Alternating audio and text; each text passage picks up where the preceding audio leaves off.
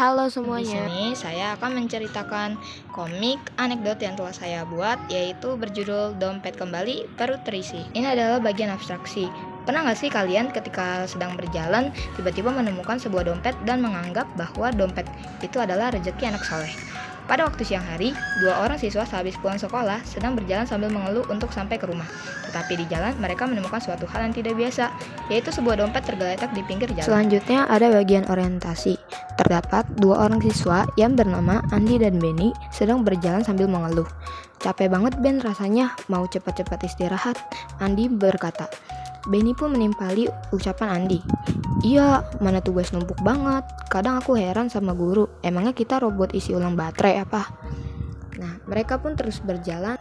Tiba-tiba mereka menemukan sebuah dompet di jalan. Andi pun segera mengambil dompet tersebut dan melihat isi di dalamnya ternyata terdapat banyak uang. Andi dengan wajah tersenyum lebar berkata, Ben, lihat uangnya banyak sekali. Karena merasa penasaran, Benny pun ikut melihat dompet yang ada di dalam genggaman Andi. Ia pun dengan mata berbinar berkata, Wih, Andi, itu uangnya bisa untuk traktir teman sekelas dan makan bakso sebulan penuh. Enak banget.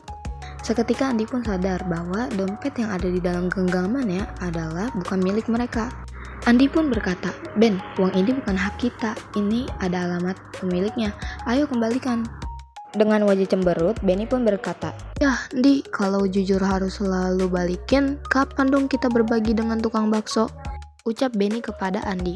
Dengan wajah sedikit kesal, Andi pun berkata, berbagi itu bukan cuma soal uang, Ben. Setelah mereka berjalan cukup lama dengan mengandalkan alamat yang berada di dompet, akhirnya mereka menemukan pemilik sang dompet, yaitu bernama Pak Cipto. Mereka pun bertemu dengan Pak Cipto. Andi pun mengembalikan dompet yang ia temukan kepada Pak Cipto. Lalu, dengan wajah tersenyum, Pak Cipto berkata, Terima kasih banyak Andi dan Benny, saya bersyukur dompet saya kembali. Sebagai apresiasi, ini hadiah untuk kalian. Dengan wajah tersenyum, Andi pun mengucapkan, sama-sama Pak, dan terima kasih kembali. Di sebelah Andi terdapat Benny yang menampilkan wajah tersenyum malu, dan dia pun berkata, kami senang membantu Pak, padahal di dalam hatinya asik bisa makan bakso. Lalu di bagian akhir cerita terdapat koda.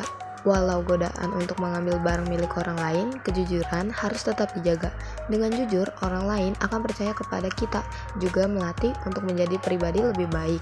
Ingat, keberhasilan yang sebenarnya datang dari sikap jujur dan bertanggung jawab.